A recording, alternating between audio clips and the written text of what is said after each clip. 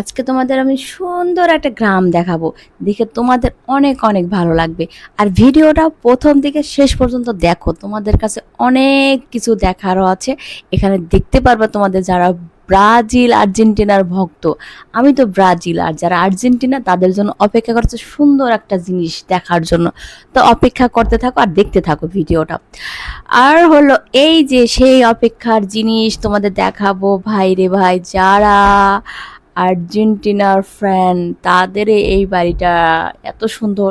সেটা আমাদের বরিশালে এরকমই বাড়ি হয়, দেখো কত সুন্দর বাড়িটা হয়েছে, কালারটা, তাই না? এটা বাড়িটা নতুন না, অনেক পুরানোই ছিল কালার।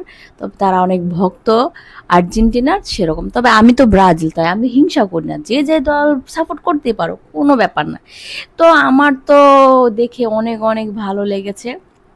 আর চারোপাশে কত সুন্দর দেখছো। তো বললাম না যে আমাদের বরিশালে এরকম সুন্দর এলাকা থাকে, মানে গাছপালা বেশি আমাদের বরিশালে থাকে, অন্য দেশে থাকে কিনা জানি না। তো তো এটাই। আর এই তো ফ্রেন্ড হয়ে আছো তোমাদের, যারা যারা আর্জেন্টিনার।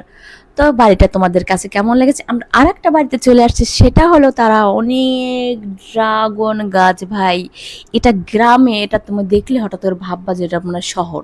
না, এরা অনেকটাই একদম গ্রাম। তো এরা এতই পছন্দ করে মানে ড্রাগন।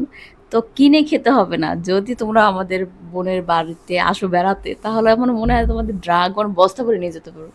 তারপর একটা বুদ্ধি এদের শিখছি আমি, সেটা হলো মোটা কাপড়ের বস্তা বানিয়ে এই টবগুলো বানানো হয়েছে। তো এটা আমার বেশি ভালো লেগেছে। ঢাকা শহর তো মানুষ টব কেনে, বড় ড্রামে গাছ লাগায়, তবে এই পদ্ধতি আমি কখনো দেখিনি। আর উপরে দেখতে পাচ্ছি যে লতাগুলো, এটা হয়েছে আঙ্গুল পরা গাছ।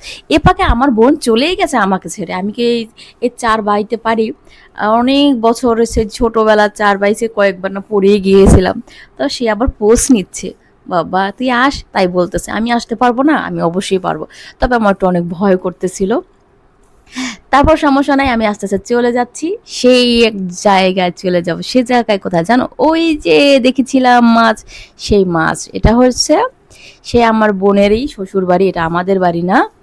তো এই যে সেই মাছ ধরার জন্য আমরা অনেকগুলো মাছ নিয়ে যাব। দেশি মাছ তো বোঝোই, এখানে কোনো মেডিসিন কিচ্ছু খাওয়ানো হয় না, যাতে ফিট টিট খাওয়ানো হয় না। এই মাছগুলো খেতে অনেক মজার হয়। তাই চিন্তা করেছি, তো তো মাছ তো নিয়ে যেতে হবে। তো ওরা টানতে আসে দেখো, জাল দিয়ে। এখন হলো কত মাছ দেখতে পারি সেটাই তোমরা দেখতে থাকো, তাই না? এখন তো বক বক করে তো লাভ নাই, যে মাছ কত আছে সেটাই দেখবো এখন। তো আমার এটাই কথা হলো, গ্রামে আসলেই থাকার মজা আছে। তবে এই যে কিছুদিন পর আসি, এটাই মজা। দেখো কত মাছ ধরে ফেলছে। মা, আমার পছন্দের মাছ এটা হচ্ছে, মনে হয় একটা বড় রুই মাছ হবে না? আর দেখো কত চাপলি মাছ, মলা মাছ যেটাকে বলা হয়, এটা সেই মাছও আছে দেখো।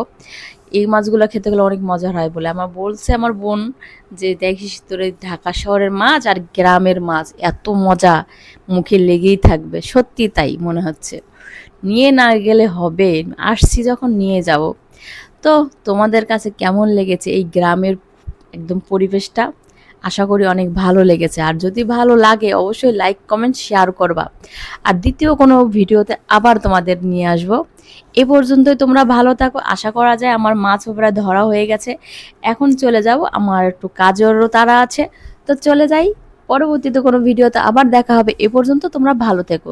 টাটা।